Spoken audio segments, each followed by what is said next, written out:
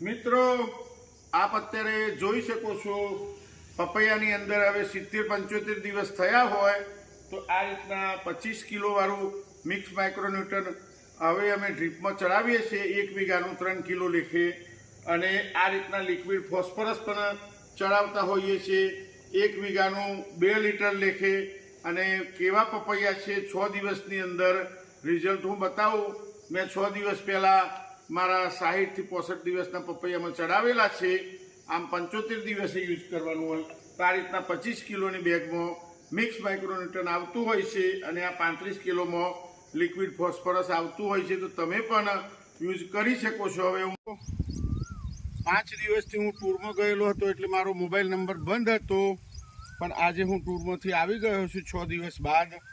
તો અત્યારે તમે આ પપૈયા જુઓ છો આની અંદર મેં લિક્વિડ ફોસ્ફરિક આપી દીધું છે એ પણ તમને જણાવી દઉં।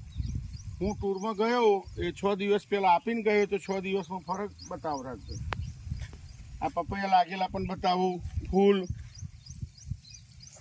અને મિક્સ માઇક્રોન્યુટ્રન જે 25 કિલોની બેગમાં આવતું હોય છે મિત્રો એ પણ મેં આપી દીધું છે। તો છોડની એક છોડ નહીં મિત્રો આ ઊભી લાઈન પણ તમે જોઈ શકો છો એ પણ આ રીતના હવે લિક્વિડ ફોસ્ફરિક અને મિક્સ માઇક્રોન્યુટ્રન આપી દેવાનું।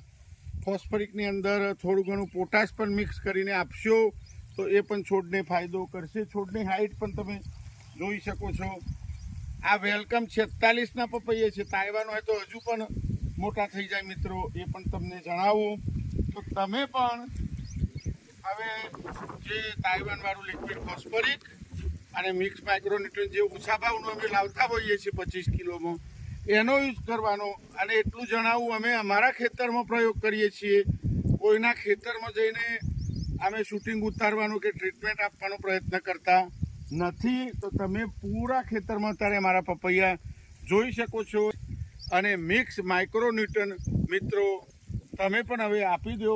6 દિવસ મારો મોબાઈલ બંધ હતો તો બધા ફોલોવરની ક્ષમા માગું છું પણ હવે આજથી ફોન ચાલુ થઈ ગયો છે તો સવારને સોજ તમે ફોન કરી શકો છો અને પપૈયા પણ તમે જોઈ શકો છો સરસ મજાના ફૂલ લાગી ગયા છે મિત્રો।